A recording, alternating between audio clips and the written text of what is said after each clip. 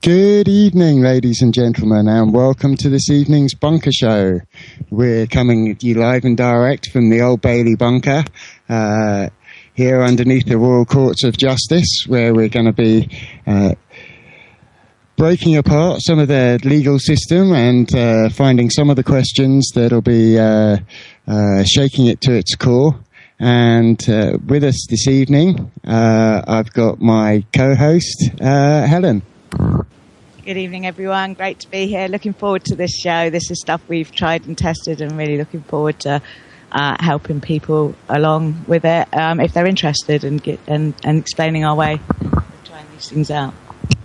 And also with us in the bunker this evening is on comms and checking in with the Dark City chat room is Jimmy.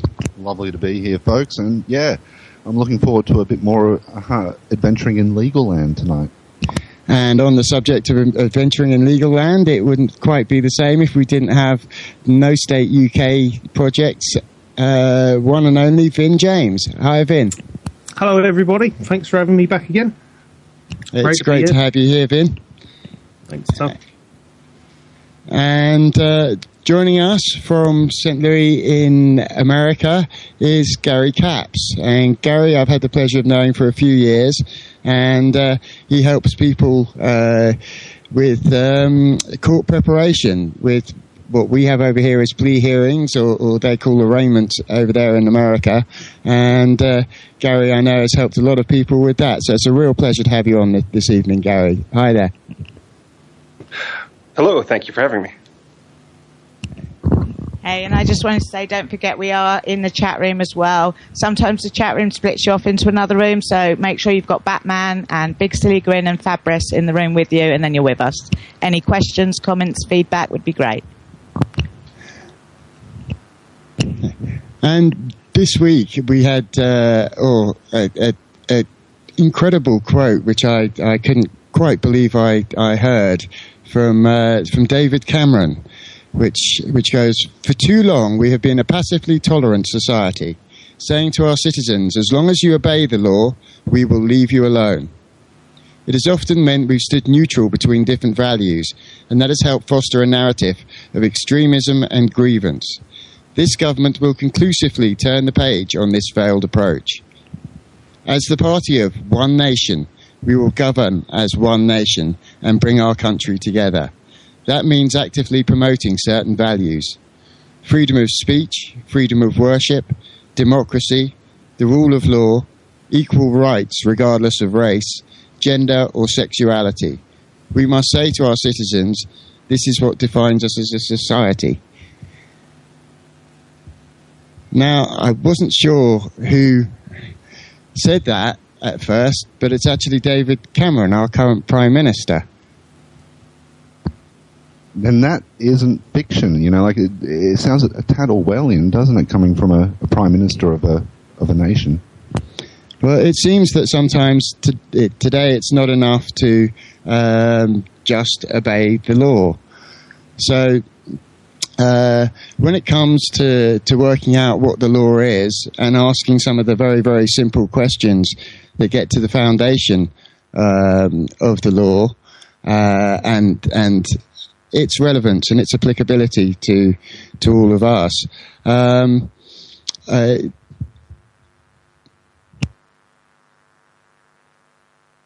well, I mean, it kind of makes you wonder exactly what are the foundations of law when minding your own business isn't enough to, you know, keep within the bounds of said law. So, Gary, you've met quite a lot of people who've had interference in their lives from officialdom, and have you found yourself in the position where you're actually able to help people like that out? Oh, certainly. Generally, the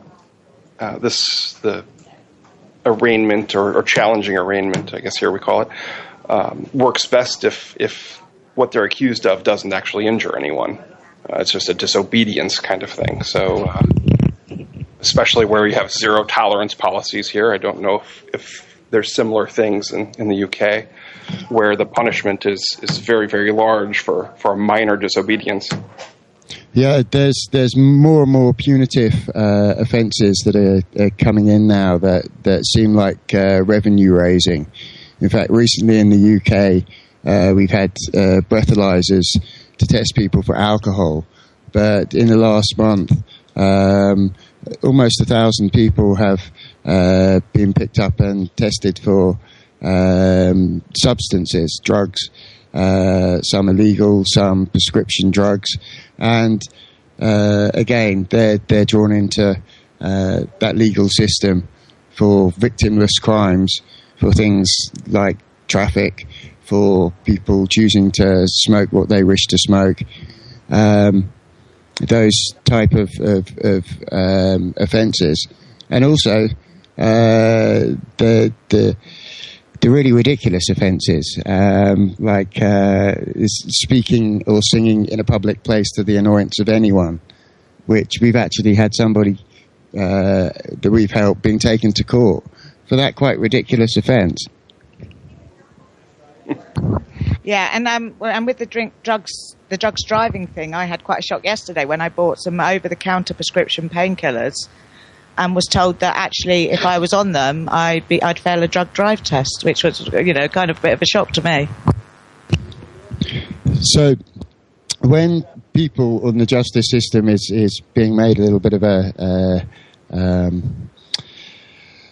a joke of by devaluing the justice that people can get for sometimes their only hope of justice when they've had quite serious crimes committed against them or their loved ones or their property.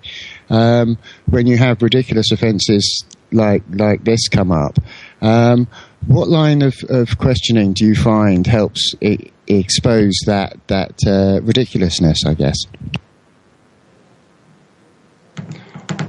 Well, over here, I think it comes down to identifying or clarifying what you're accused of. And so the questions usually revolve around the base statement made by or communicated by the judge through from the prosecutor through the judge. And they basically make an accusation, a little paragraph, and you pry into that and clarify just what they mean when they're kind of abstracting things like the people were harmed. And it's like, well, what people were harmed? Things like that. So you're just basically clarifying every single nebulous word that's included. Yeah, and I think it's important. I'm glad you brought up the fact that, mainly all the work that we've done to support people and for ourselves is crimes where there's no victim, because actually a crime is supposed to involve a victim that suffered loss, injury or harm. And if that hasn't happened, a charge like speeding, you see, isn't a real offence. If you think about it, it's breaking a rule rather than if it's dangerous driving, that's a different matter. Then you put people at risk. It's a very separate charge, but it's treated the same way. And the justice should be sought for the injured person, not just for the benefit of a politician.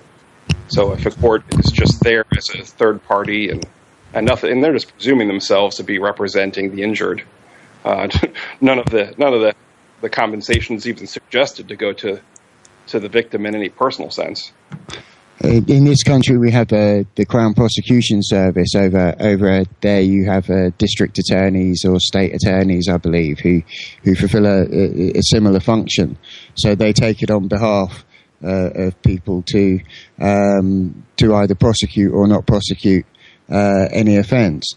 And over here, we also have a public interest that a case must be in the public interest to be brought against a defendant, and it can be quite ridiculous sometimes in terms of things like speeding or smoking whatever cigarettes you choose to.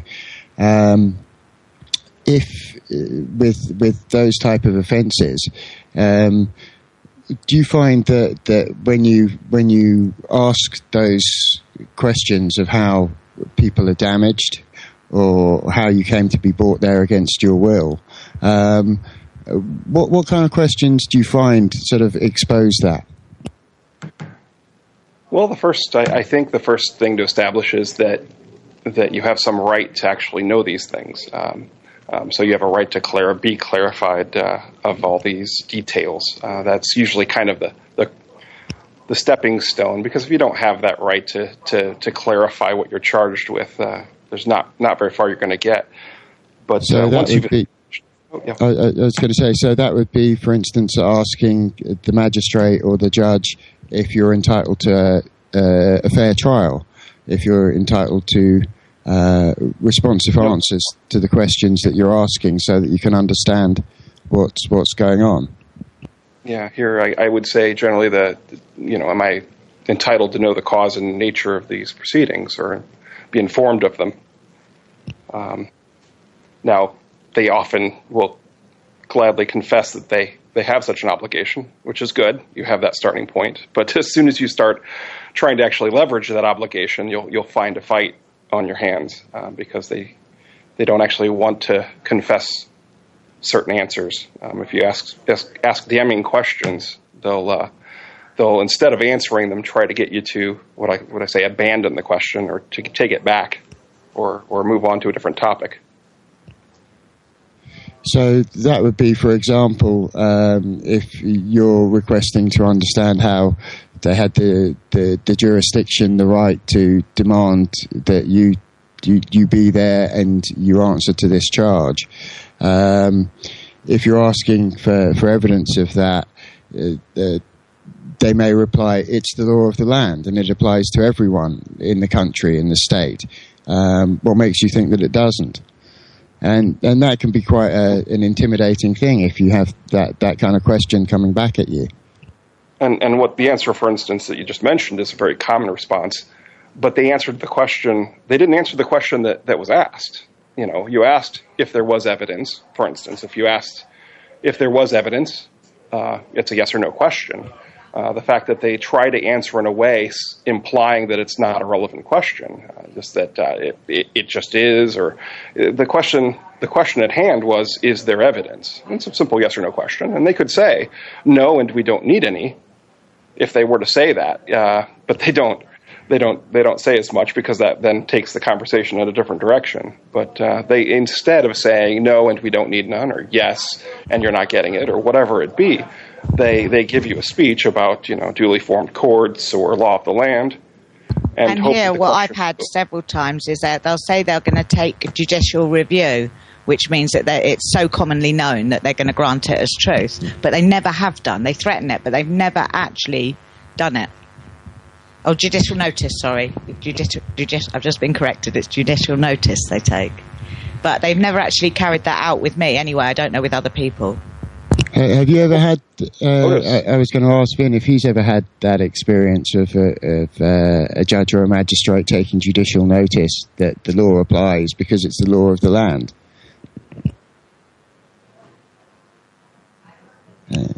Okay, maybe I'll grab that. I'm not sure if Vin's online at the moment.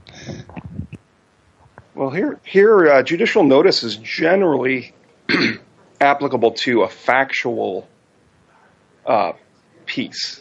So something that's so commonly known to be true, factually true, rather than just an opinion issue, kind of a constructed thing or an abstraction.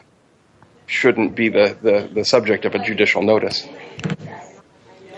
Yeah, I think they use it in stating that the facts will be presented at a later date. I think I'm not entirely sure on. It's very common for them to want to put your question off until a later time, because you're trying to establish at the moment how you should act, and they're saying, well, how about we put your questions off for a little bit. And that type of kicking down the road, kicking the can down the street type of steamrollering, that can often happen in court if you're not aware, I guess, of the fact that they haven't answered your question when you're asking for evidence of the applicability of the law. But they come out with a statement like it's the law of the land. Yeah, the number one thing that's done to prepare folks who are kind of new to a bit of this, is practicing kind of identifying something that isn't an answer, a response that wasn't responsive to a question. It's the hardest thing to kind of figure out if a speech given in response to a simple yes or no question kind of included the yes or implied the yes or not. It's kind of the number one thing that's done is getting people to identify if a question was dodged or not. Okay, I mean, with some cases, if you, for instance, ask, am I entitled to a fair and meaningful hearing? And by meaningful, I mean, can I get answers to responsive answers to questions that I ask? Often I've had magistrates give a long speech about the history of justice and how the courts are designed for those reasons, to bring impartiality and judicial accountability to people who are deemed to have committed crimes. And sometimes they can go on and on and on. And it is quite hard for them to go, sorry, was that a yes or a no? Yeah, it's intimidating. I mean, that's all part of the structure of things. We have like a natural sense to want to drop a topic that's been discussed at length, but that's not a good habit to have in court.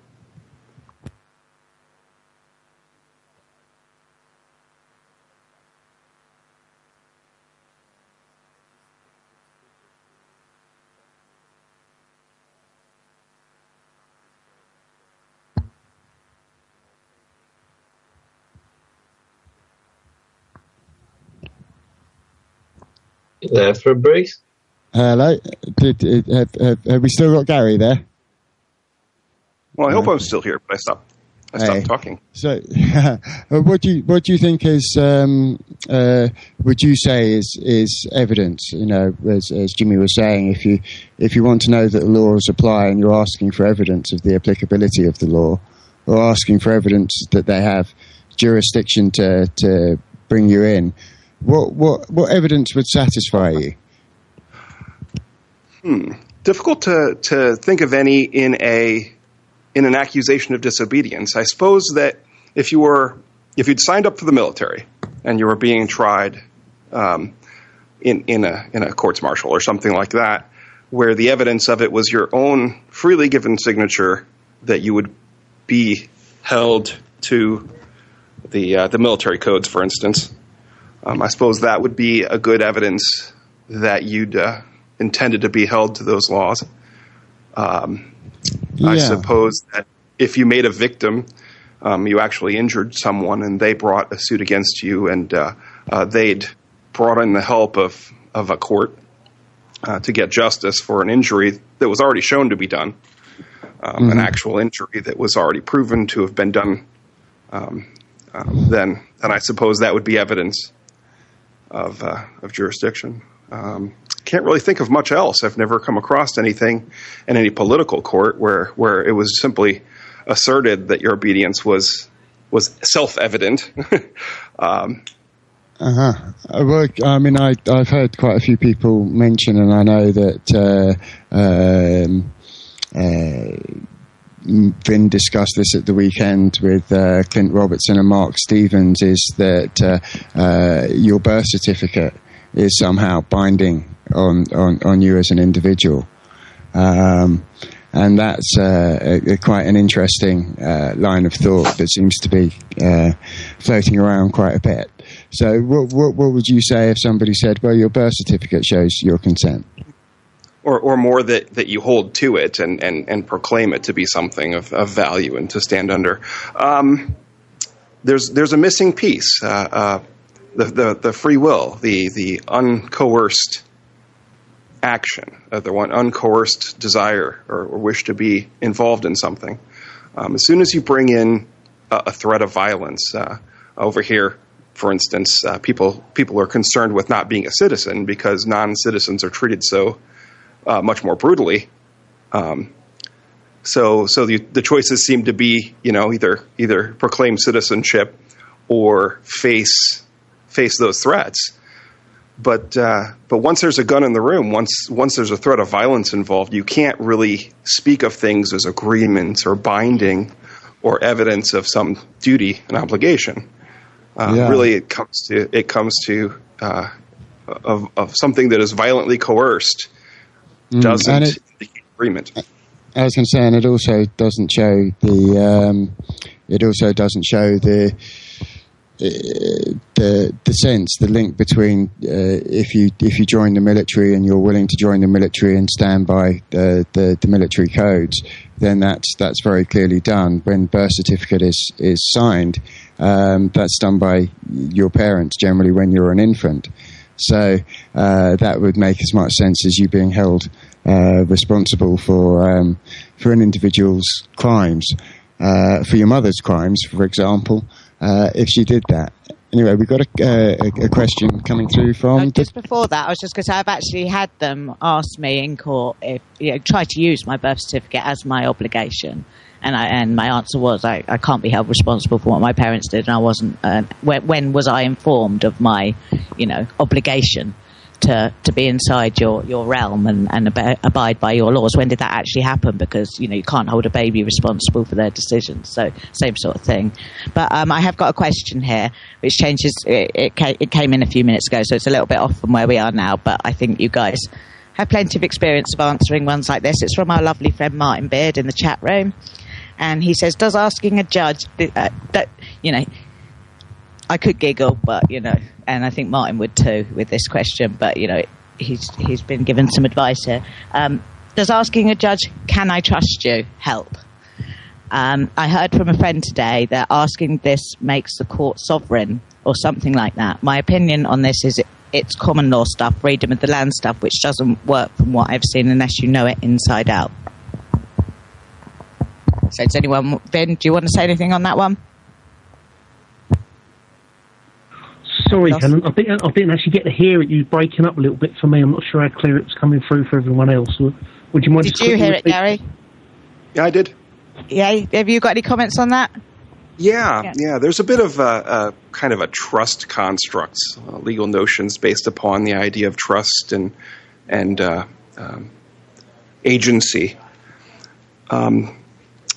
The idea of jurisdiction is at its root kind of an idea that something's ethical or controlling someone's ethical. And to say if you ask a judge if you can trust him, you've basically waived any objection to him, any of his wrongdoings. It is a rough one. I know that'd be kind of the idea that they've created a trust and you've become a beneficiary of his or in his charge. The truth is that he has obligations to the adversary. He has obligations to the other side. He can't really represent your interests when you're standing there and objecting to him, no matter what he proclaims to be able to do for you. If you're trying to do the opposite, then obviously he's not doing anything for your benefit over your objections. So there's missing pieces. You can try to grant some kind of in personam jurisdiction to someone, but if there's a gun in the room, if there's threats of violence involved, that pretty much negates any idea of granting. So if there's a threat of violence involved, granting someone in personam jurisdiction under a coercion of violence really can't be made okay. Can't be made to make sense. Well, it sounds a little bit like just the fact that you are engaging, at times you're actually engaging with the system. They take that, they take collusion as you actually establishing the fact that you follow their line. But actually, it's really legitimate what you're saying about the gun in the room. It's like engagement at the barrel of a gun. Yeah, it's a common theme here with police as well, to give you the choice between two different injuries. Pull over or I'll ram you with my car, for instance. And if you pull over, you've evidently proclaimed that you want to cooperate and that you want to be subjugated to his will. It's an odd notion. Again, ignoring the violence, and it's not uncommon to actually see them deny the violence that they're just in your face doing. It's quite interesting how that can often come up for litigants in person when they're in magistrates' court, where they're told they can either plead to a lesser charge and get it all sorted out today, or if they want to go through a trial, it could cost them thousands in costs, and who knows if they're going to win or lose. And it's phrasing it that way. Should I shoot you in the left foot? If not, I'll shoot you in the right foot. The clarification that comes to mind immediately when that's said, and we don't quite have the same system, but doesn't that presume the accused is guilty? Like, how would an innocent accused be owing anything? And what if you can't afford a defense? Does that mean that you're innocent, instantly guilty just by virtue of not being able to stand up for yourself? It's terrifying implications. It's quite interesting. In this country, there was a case of an 86-year-old man who pleaded guilty to an offence just to make it go away, because obviously at 86 years of age, it was very, very frightening, the prospect for him. And he's very, very firm in wanting to proclaim his innocence, but didn't feel that he could do that in the system that we currently have at 86 years old. What's the situation that you guys have over in the States with public defenders? As far as, over here, we've had a big problem with the fact that the state-financed legal defense service that was provided to everyone is, drying up.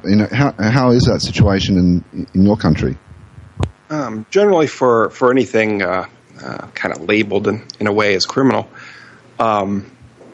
you have such rights. They'll provide it. The trouble is, the person they're providing, their job is to make it impossible, or to make it difficult to appeal. They're there to get rid of errors or prevent errors, appealable errors, and that's their main task. The problem is, if you're being steamrolled, what you want is plenty of appealable errors. So they're actually working against that goal. So it's actually less of a defense and more of just they're just assisting the administrative process. They're working for the adversary. Yes, they're very much part of the court, the other side of the court. Now they do sometimes fill functions that are obvious, and some people, I guess, if you're unwilling and unable to really kind of hold by some basic logic and learning, you don't have much choice. Or if you have the kind of money it takes just to make something go away, you can certainly filter it through a defense attorney. You mentioned appealable errors. What did you mean by appealable errors, and what kind of constitutes appealable errors, and how can they help a litigant in person when that comes up? Well, there's a couple that are useful, and I don't have them listed in front of me. But for instance, they tend to revolve around due process violations. I guess if you're interfered with in such a fundamental way that one of the things that are supposedly guaranteed couldn't happen, rather than proving that it affected things, you can just have it reversed. In theory, obviously the courts fight you. For instance, the right to be arraigned, the right to be informed of the cause and nature of the proceedings, the right to seek attorney. There's some others, like right of allocution, like if they found you, if the verdict was guilty and before sentencing, you have a little speech that you can give, and if they cut you off or anything like that, or deny it, that's reversible. The right to voir dire the jury and the witnesses. For instance, if they cut you off and filter your questions to a juror, that can be a reversible error. And voir dire is where you ask questions of the potential jurors to see if they're fit and proper and impartial, I think, most importantly. to sit on a jury. Is that right?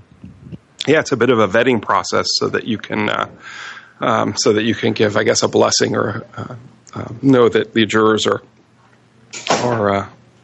just that, which oddly enough is pretty much impossible here. I know the jurors are pretty much pre-screened to only include people who are self-professed to be obedient and subject to the opposing party. So at least when the opposition is the state in some form. In your experience, how often are these basic rights kind of waived? Are they waived or are they denied? Without consent, essentially?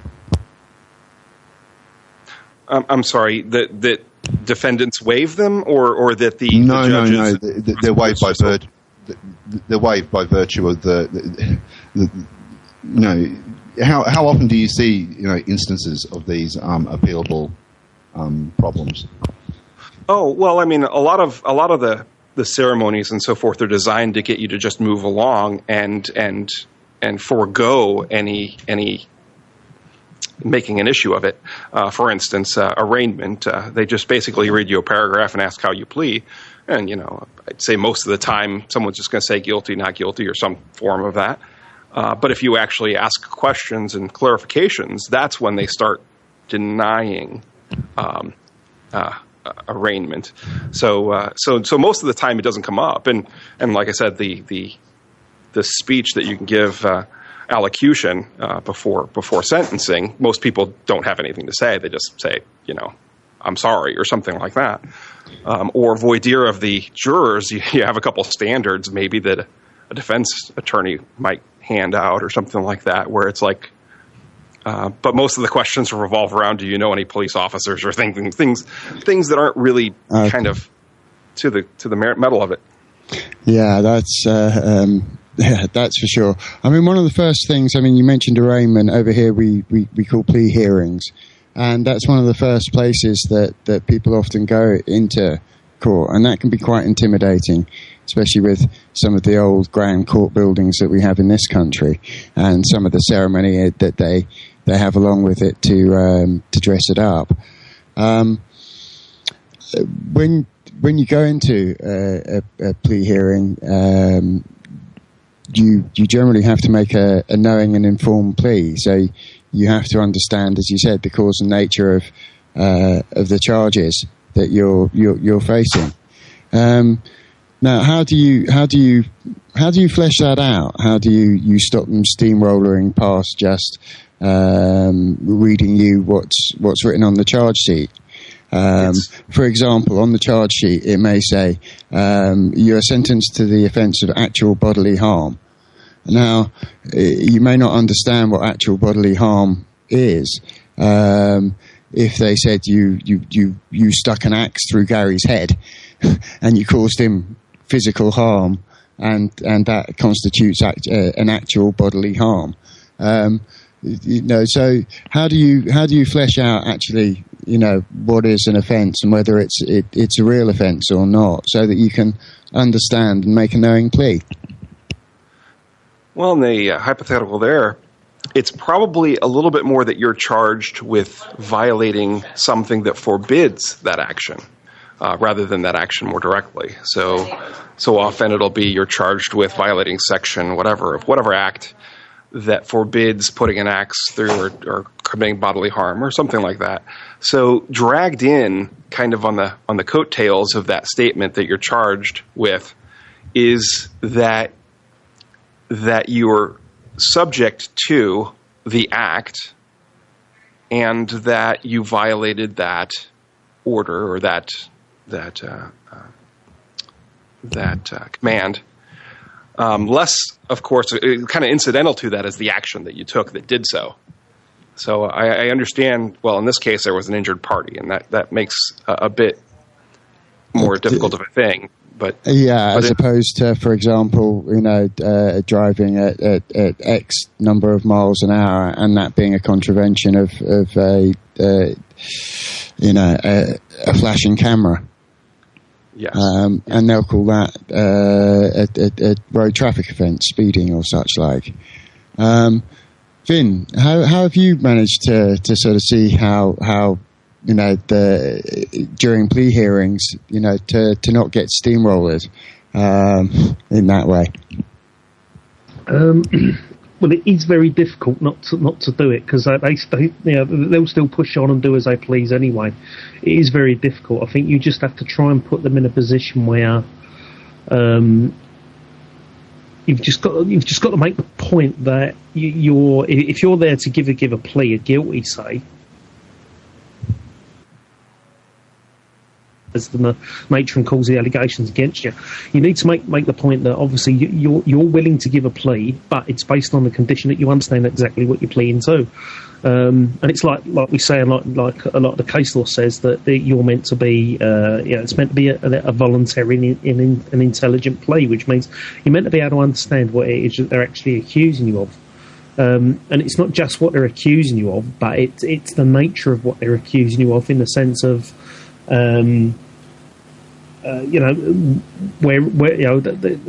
is the nature of the victim? How have I caused harm to somebody in order for you to justify bringing this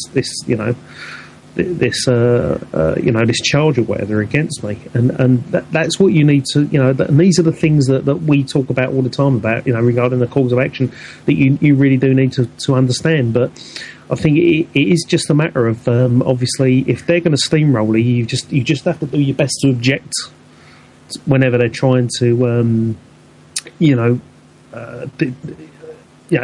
push aside what you're saying, or the points you're trying to make. And obviously it's a case of, if they do attempt to make a plea on your behalf, then it's an issue of asking the question, are they claiming to represent you? Because or are they claiming to understand the nature and cause on your behalf? Which obviously they can't do, because it does put into question their so-called ability to be impartial and fair.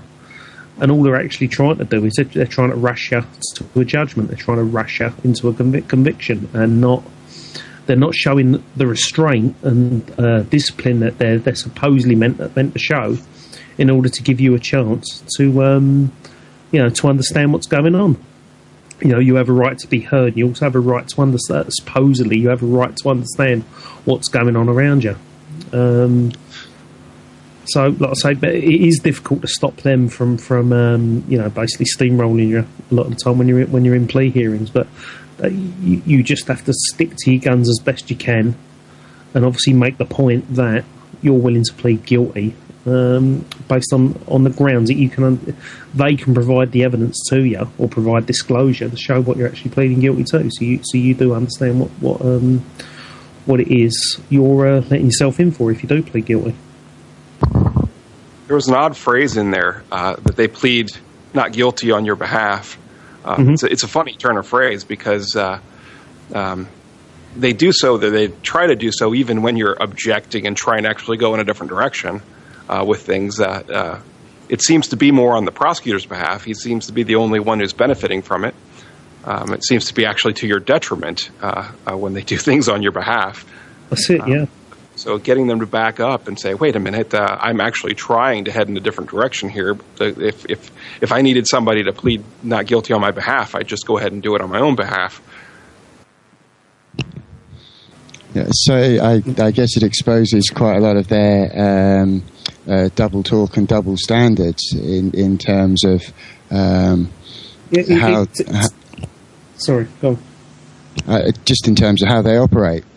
Yeah, it's there's a fallacy that actually, basically describes this sort of thing perfectly, and I can't remember the name of it now. Is it the false? Is it false choice fallacy or something like that? False dichotomy. False dichotomy. That's it. Thank you. I was trying to think of it, but that's basically the situation they're putting you into, where they're saying that you have a choice, but at the same time you don't have a choice, sort of thing. It's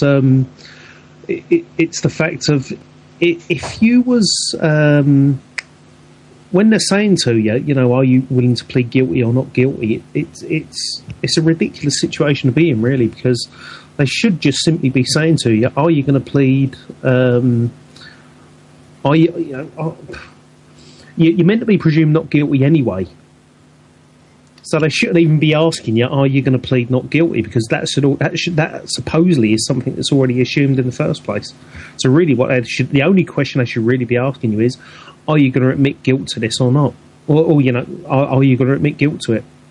Yeah. I guess that should be the only question they should really be asking you, because everything else is irrelevant, because they're meant to be assuming you're not guilty to begin with.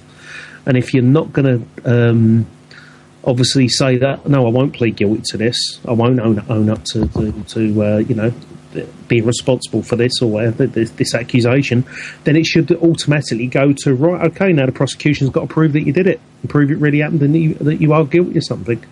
It should automatically go straight over to them, and there shouldn't be any burden on you to have to say one way or the other, really. So there shouldn't be a burden on you to... Sorry, I was saying it's about holding them to account, isn't it? When, you know, and remembering that you do have the right to do that. I have some comments from the chat I just wanted to throw out for comment from you guys. I have some questions. Private in the UK, what does it mean? And is there any private place where law would stand, i.e. on loss, no harm, on crime? Private in Spain means as long as no one gets hurt and no loss, it's nothing to do with anyone else. So are we talking about the private-public label? Is there privacy laws, basically, in the UK, in the sense of what happens is nothing to do with the law, as it's in private? So, for example, I guess if there was a dispute, is there private? Are there any other ways of resolving it, I guess, outside the system that you just mentioned? I don't think any bureaucrats would regard anything in their reach as being out of their reach. Anything that they can influence, they'll regard as their business to influence. So the idea, an older idea, that there was some things that were just meant to be private and meant to be left out of other people's business. I don't really see that here. I hope you have that a little bit more there. Mm. Well, I think the thing I've noticed is whenever they attach that term legal to anything, that label called, you know, legal, to any issue, that's it. As far as they're concerned, they have a say in it. They can control it and dictate the terms and conditions and everything else. And it doesn't matter whether they label it public or private at the end of the day, because, like I say, that they tend to attach this this label of legal to everything in the sense of they have a say and a degree of control over it. You know, so you know, when it comes to private, you may be able to bring out a private prosecution, but you're still dealing with their system. You know, you still have to use their system, and it has to be done legally as such. You know, it's a placeholder. It's a what's the word for it?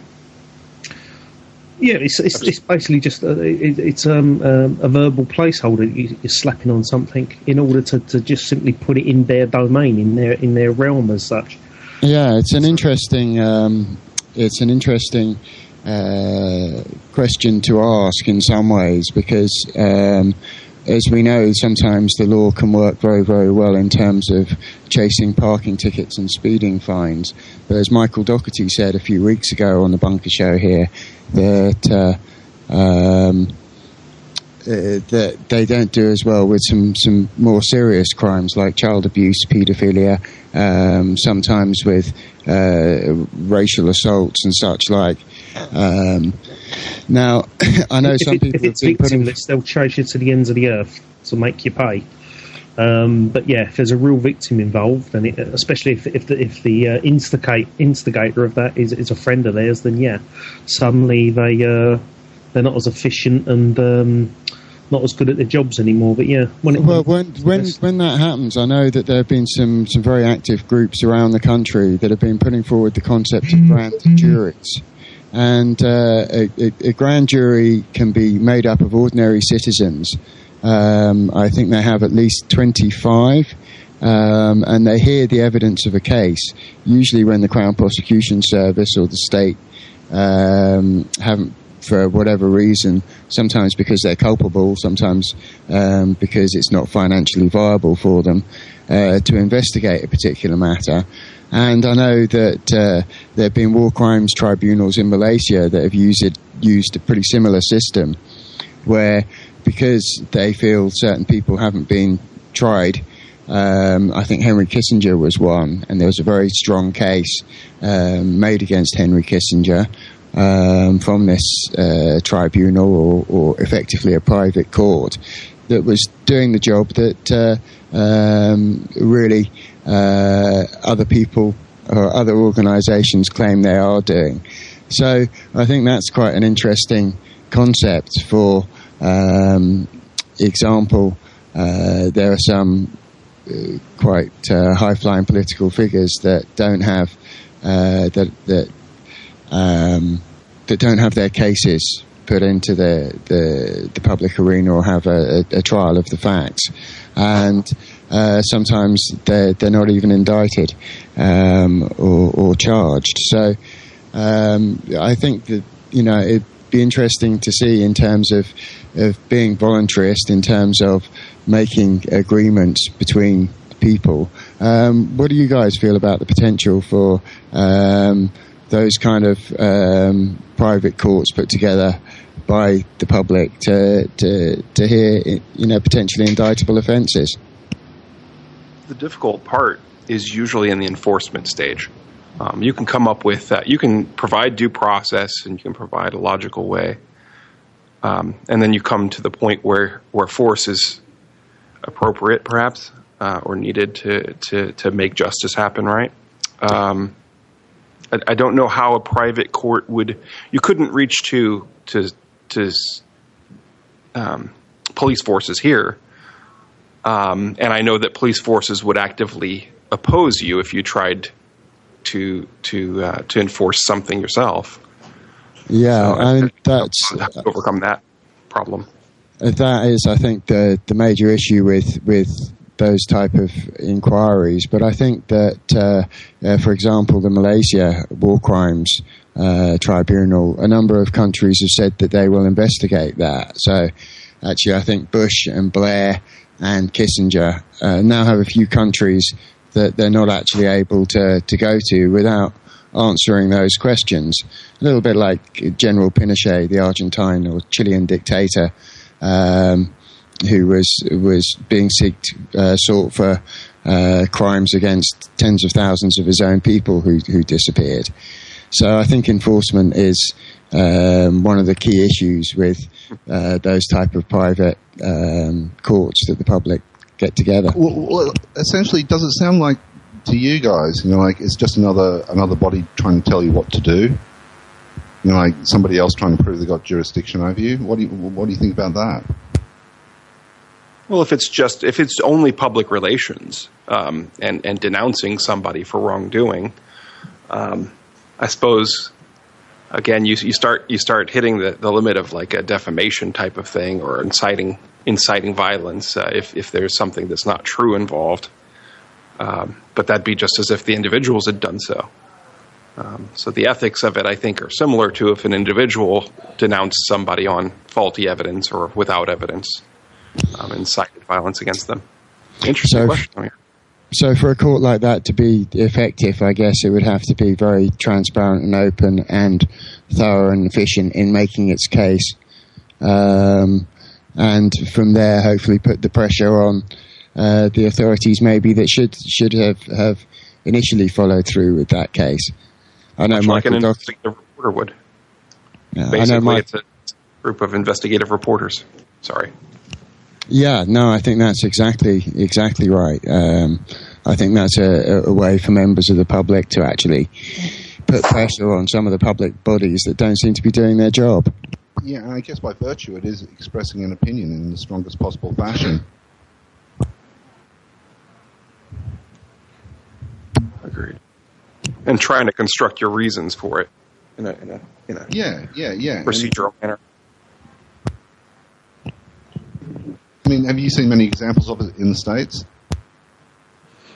There were attempts to do private courts. Of course, you hit instantly the idea that they could enforce it or order sheriffs. There was a legal concept that a sheriff could be served with an order to enforce a court's ruling, whether or not the bar was involved Most sheriff, I think, would just throw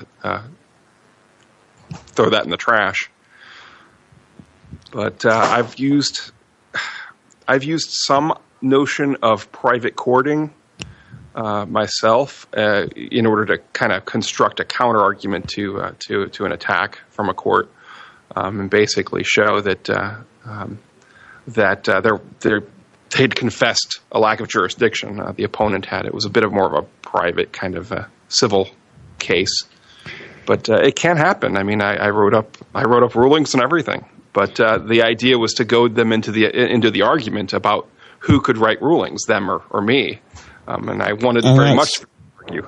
I was going to say that's a really fundamental question in that way.